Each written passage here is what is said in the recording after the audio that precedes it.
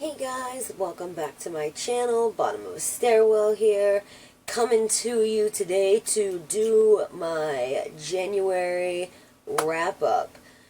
This January I didn't get to read as much as I would have liked because I was very busy, picked up a bunch of extra shifts and stuff, but gotta do what you gotta do, right? But I do have a small little stack of books here that I'm going to talk about. So the first one, I guess I'll just dive right in, that I read was The Wrath and the Dawn by Renee Ahdieh. For January, I wanted to try and vary my reads. I just wanted to try and get a lot of different settings, different kinds of people, different time frames, all sorts of stuff. So I picked up The Wrath and the Dawn. So like I said, it's a 1001 Nights retelling. And if you're not familiar with that story, basically this prince takes a different bride to his bed every night and then kills her in the morning. So our main character, Scheherazade, I think they call her Shazi sometimes, she is the princess, and then she becomes his queen, or his Khalifa, I guess, and she goes in willingly, volunteers to marry him, and nobody's ever done that before, because she wants revenge, she wants justice, so she volunteers to marry him and plans on killing him, but things happen and she starts to develop feelings for him, and they realize that, you know, they might love each other, and she also realizes that there's more going on here, that he's not just a brutal murderer who senselessly kills girls for no reason. So, while I didn't love this book, I did like it enough that I will read the second book. It was interesting, and I liked it in the sense that I got to learn a lot about Middle Eastern culture in that time period.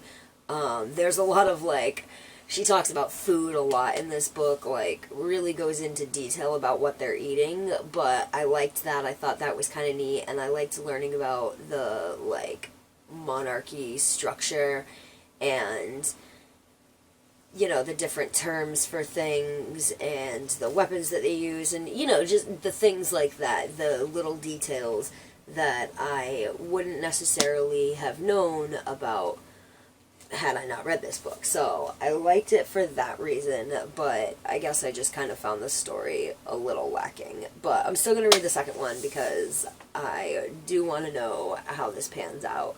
And I believe it's duology, so I think after I read the second one, I'm done. And the next one I read is Fire, and this is by Kristen Cashore. It's a companion novel to her very popular Graceling. I read Graceling like 2 years ago, I think, and then I read Bitter Blue last year. And I read them out of order. I think Fire is supposed to be second, and then Bitter Blue is supposed to be third, but it doesn't really matter because it's a companion novel, first of all, and second of all, you could honestly read these books in basically any order. Fire could be first, second, third, it really doesn't matter. All you have to really read is Graceling before Bitter Blue, because Bitter Blue takes place like years after Graceling does.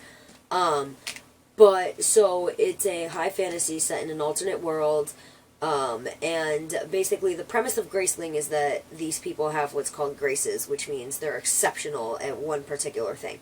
So, the main character in Graceling is exceptional at fighting. And then there are people who could, like, read minds, people who are exceptional bakers, like, they make the best food ever because they have the grace of baking, or the grace of sewing, or the grace of fighting, or reading minds, or whatever. They have graces, and their specific powers can be any range of things. So Fire is a little different in the sense that it takes place in a different land, in a neighboring kingdom, and they're not, the two kingdoms, like, aren't really aware of each other, so Fire takes place kind of on its own. And there are no Gracelings in Fire, but there are what are called monsters. So there's all kinds of monsters. Animals can be monsters, which means that they're very, very beautiful, uncommonly colored, like beautiful shimmering blues and greens and purples and reds and yellows and all kinds of crazy nonsense. And then there can also be monster people. So monster people are wildly beautiful, and their hair tends to be like these gorgeous this gorgeous array of colors. So Fire has like red, orange, pink, shimmering, gorgeous hair. But the important thing about monster people is that they can not only read minds, but influence people, sense them, all kinds of craziness. So it's more than just reading minds, it's being able to, like, sense everything that's going on with a person, their feelings, their thoughts, and then put yourself in their mind and influence them and whatnot. So basically, it's Fire's story, and she's in a kingdom that's on the verge of going to war, and it's kind of a mess, because the king before the current king now is alright, but the king before was a monster, and he used his power for all kinds of nefarious things, and basically just kind of let the kingdom go to ruins. And Fire is the last monster person. She's the last monster person, and she's basically trying to live her life, but through a series of events, she ends up befriending the king and helping to try and restore order to this kingdom. I guess that's the best way I can describe it. I thought this book was... I didn't like it as much as Graceling, but I thought it was very interesting, and as a standalone, I really did like it. It was a good, whole, complete story by itself, and it didn't rely on Graceling too much. It had its own sort of world. I mean, the world building from Graceling helped, but had I not read Graceling, this has its own world building and its own whole set of things going on. So I liked it in that sense that it didn't rely on Graceling necessarily to be a book. It was its own complete story by itself, which is, I think, how companion novels should be. I don't like when companion novels rely on the main novel from which they're derived for their story. I mean, I understand how stories branch off of one another, but I like companion novels to be able to stand alone, so that if I picked up the companion novel before the first one, say, I could still read it and have an understanding of the world, know what's going on, and not be completely lost if I hadn't read the original. You know what I mean? So I liked it for that reason, and I thought it was also a very interesting story. I'm not going to lie, the story itself was a little dense. It was a lot, and it felt like a really big book, and it's not that hefty. I mean, compared to something like, say, The Diviners, it's not the heftiest book ever. I mean, it is 461 pages, so it's a pretty solid book, but I have read longer books. Like I said, The Diviners and Lair of Dreams are really long. Like, The Life and Death of Zebulon Finch is a really long book. Winter, I've just read that by Marissa Meyer this winter. That's a really long book. That's like 800-something pages. But this was a dense enough story that it felt like it was as long as Winter. So that's the only, like, negative sort of thing. But it was an interesting enough story to keep me engaged so that I read through all of it. And I liked it. I thought it was pretty good. So there's that. Then I read Ivory and Bone. And like I said, I was going for, like, all kinds of different things. So we have the 1001 Nights retelling, and then a high fantasy set in a completely different world. And then Ivory and Bone takes place in the Neolithic area, I believe. And I have, I'm very fuzzy on what exact time frame that is, but I know it's like BC, like prehistoric, basically. So there are like mammoths and saber-toothed tigers running around and stuff. And basically this is the story of two warring clans, and the boy from one clan falls in love with a girl from a different clan, and it's basically the story of their romance, but also during their romance, during his attempts to woo her or whatever, I guess, these clans end up going to, like, war and, like, craziness. And I don't really, again, want to say too much more about it, because I don't want to spoil anything for anybody.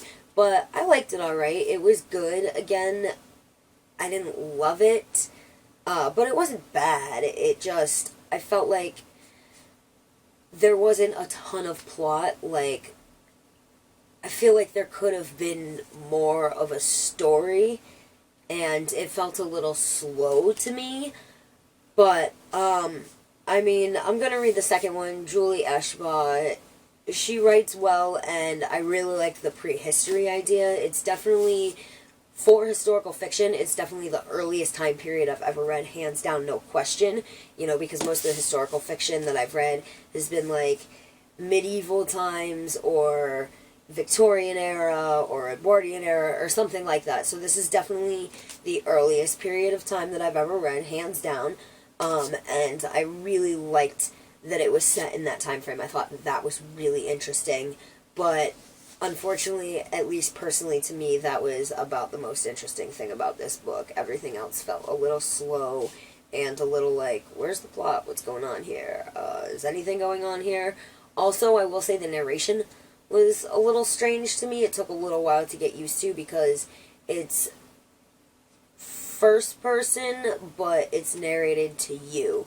So basically, the book is literally narrated as, so I let myself wander, roaming a spot. I closed my eyes and tried to hear, but you were in my mind, blah, blah. And when he says you, he means this girl that he wants to woo.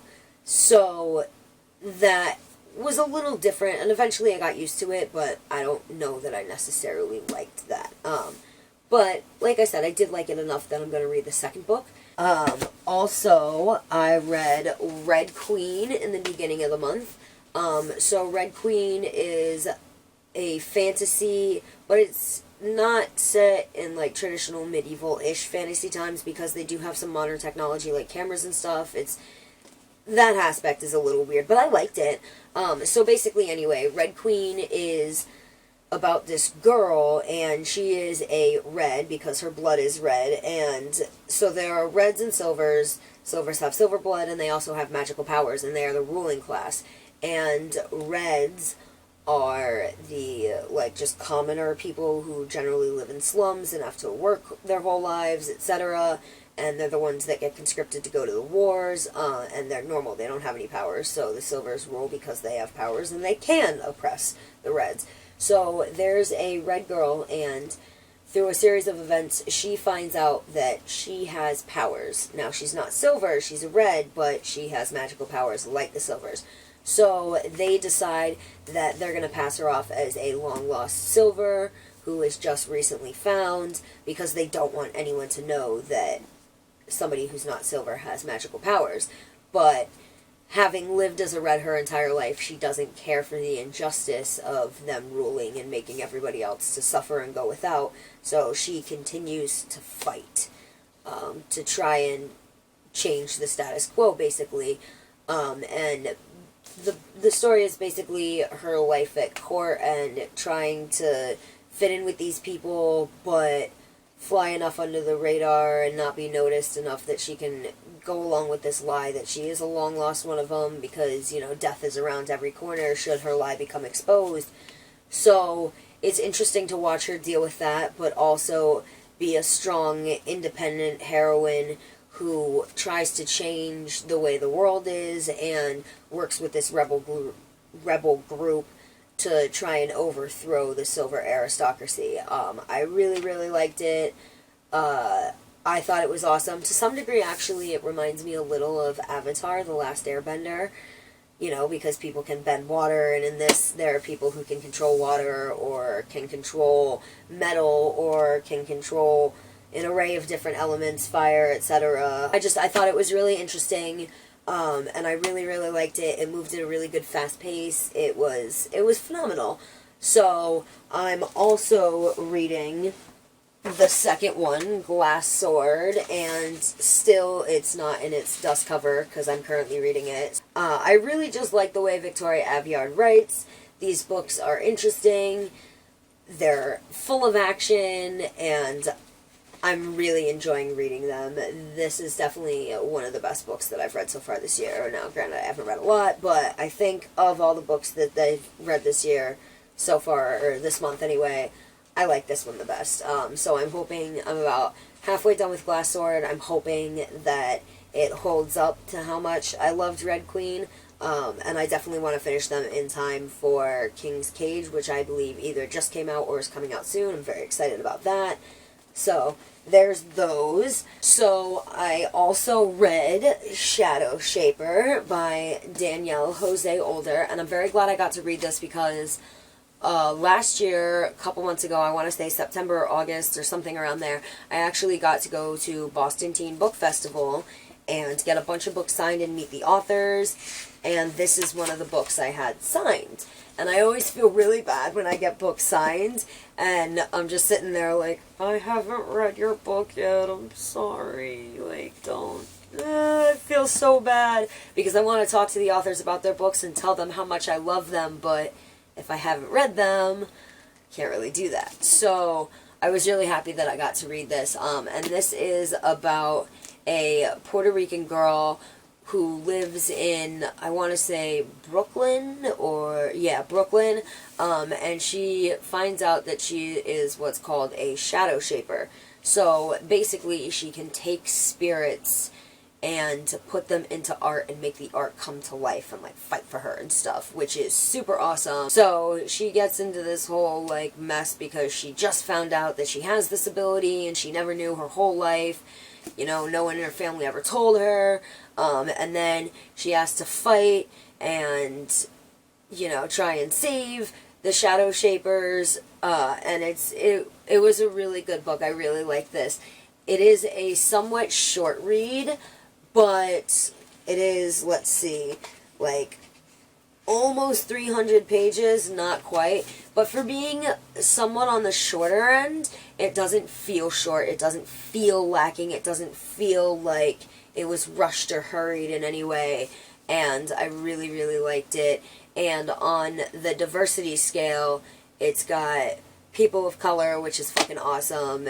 And it also has people who are, I think there's a lesbian couple in the book. Yeah, there's some of her friends are a lesbian couple. So on the diversity scale, it's pretty up there. And that was awesome. But I think the thing that I liked most about this in terms of diversity is how proud she is. There's actually one part in this book where she's like defending her heritage or defending herself, and she goes off on somebody and she's like, no, but I love my curls and I love my skin, and I love that she's a proud heroine who kicks ass and is smart and resourceful. So I picked up Candy Girl by Diablo Cody, and I was just kind of leafing through it to read it for like 5 minutes, and then it turned out to be interesting enough that I finished reading the entire thing.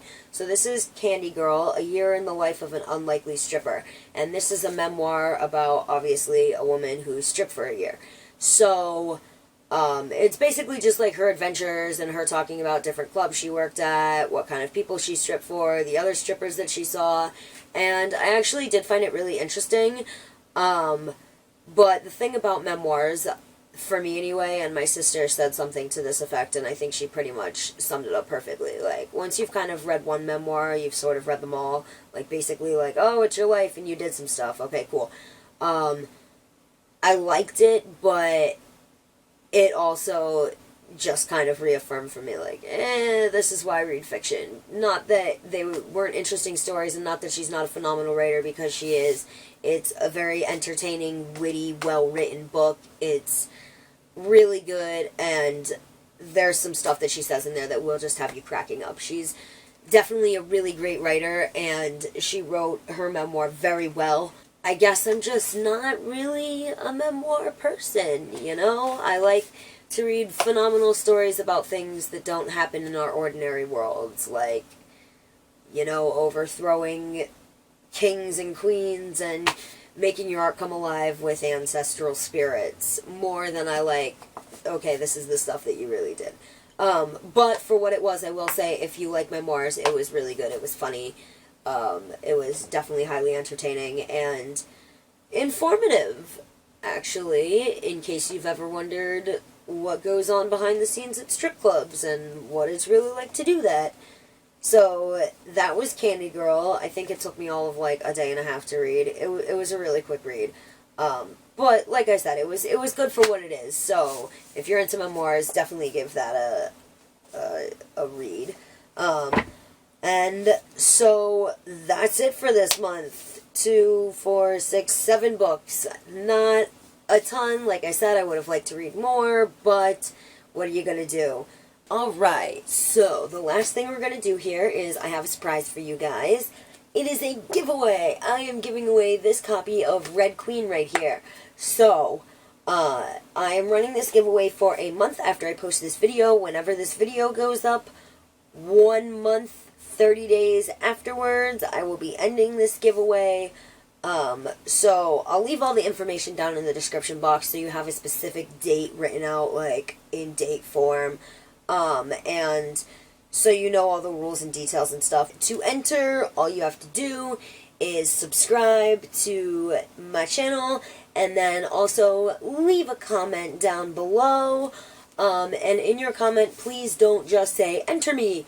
In your comment, tell me what your favorite fantasy novel is. I want to know because I love discovering new books. Thank you so much for tuning in, guys. Remember to subscribe and then leave the comment below to enter the giveaway. And if you watch this entire video, it means so much to me that anybody watches these. I really appreciate it. You guys are awesome. Until next time, see ya and keep reading. Have a great book. Bye.